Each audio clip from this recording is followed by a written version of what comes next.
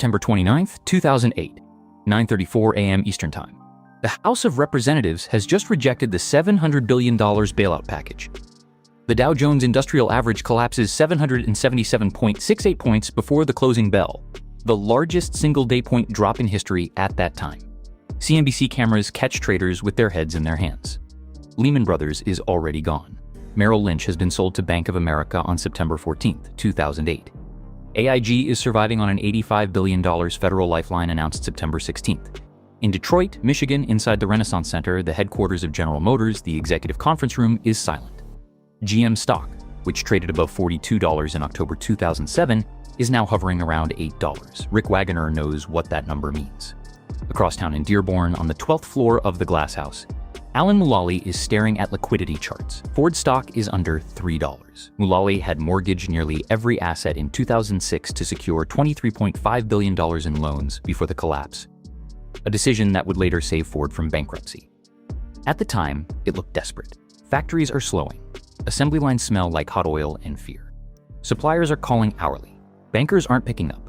And yet, that same week, in Beverly Hills, California, an investment banker places an order for a $350,000 Bentley Continental GT. The deposit clears. That's where this story begins. Because when America panics, the rich don't stop buying cars. They change the kind they buy. The public version of the 2008 crisis is simple. Detroit almost died. The federal government stepped in with TARP on October 3, 2008.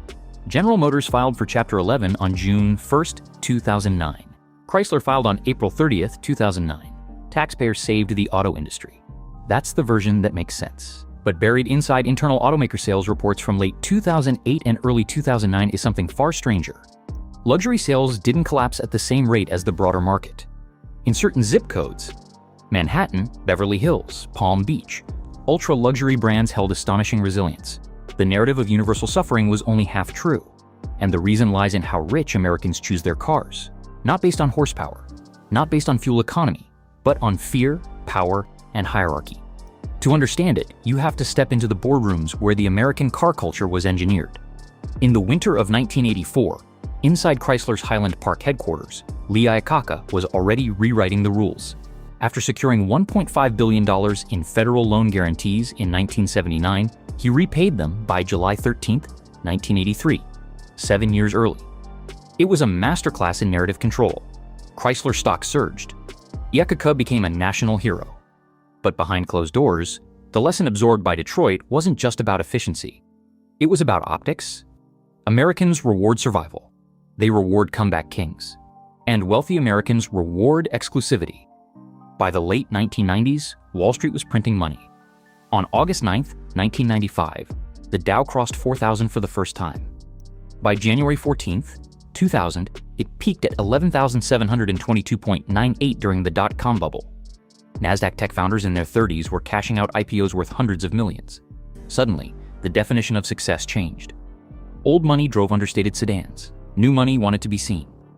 In 1998, when Volkswagen and BMW fought over Rolls-Royce in a now infamous bidding war, it wasn't about engineering. It was about positioning for a coming wave of American wealth. On May 7, 1998, Volkswagen announced it would acquire Rolls-Royce motor cars for £430 million. But BMW secured the rights to the Rolls-Royce name for automotive use beginning January 1, 2003. That legal knife fight wasn't European drama.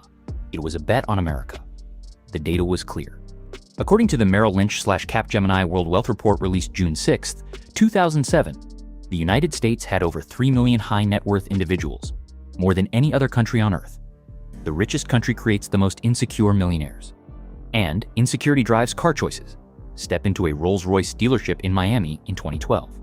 The lighting is soft. The floors are polished marble. Salespeople don't chase customers. They observe. There's a quiet understanding that anyone who walks through that door is not buying transportation. They're buying insulation. Psychologists call it status anxiety, the fear of being perceived as average in a culture that worships excess. After the crash of 2008, something subtle happened. The middle class contracted. The Federal Reserve Survey of Consumer Finances shows that between 2007 and 2010, median household net worth fell by nearly 39%.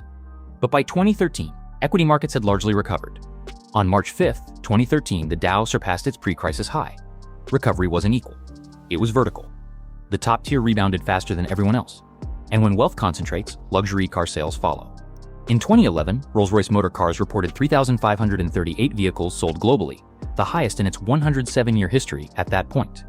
The United States was its largest market. In 2014, global sales hit a record 4,063. At the same time, General Motors, under CEO Mary Barra starting January 15, 2014, was still repairing reputational damage from the ignition switch scandal linked to at least 124 deaths.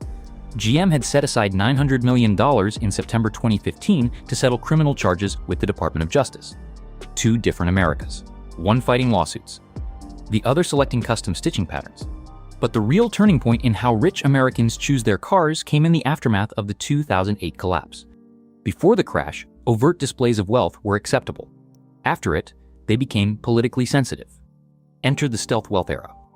Instead of bright red Ferraris, executives began gravitating toward high-performance SUVs and understated luxury sedans, Porsche Cayennes, Range Rover autobiographies, Mercedes S-Class models with blackout packages.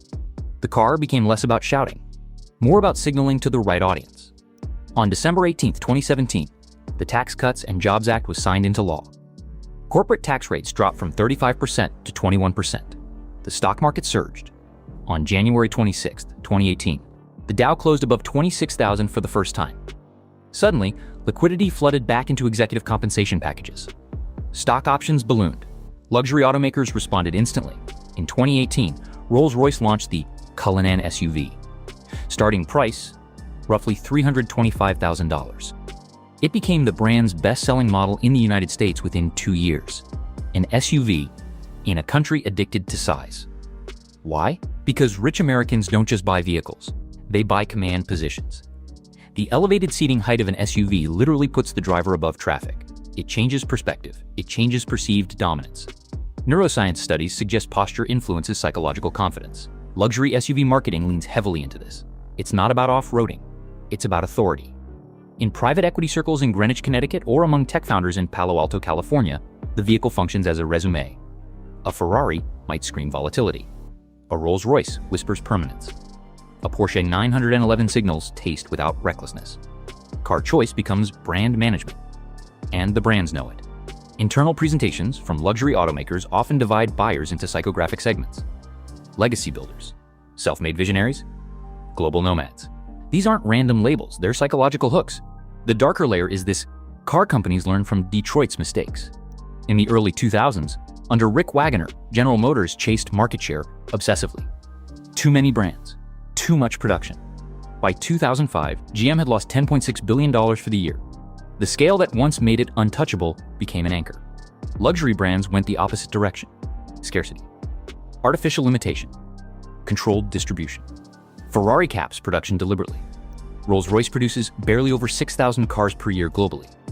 In 2022, Rolls-Royce delivered 6,021 vehicles, a record, with the Americas again leading. Compare that to Ford's US sales of over 1.8 million vehicles in 2022. Different universes. One chases volume, the other cultivates myth. And myths are powerful in America, because America sells stories better than any nation on earth. The American dream once promised upward mobility. But after decades of wage stagnation and 2 major financial crises, the dot-com crash and the housing collapse, that belief fractured. For the wealthy, cars became proof of escape. There's a moment inside every high-end dealership that feels like a ritual. The unveiling. The cover pulled back. The leather scent. The handshake.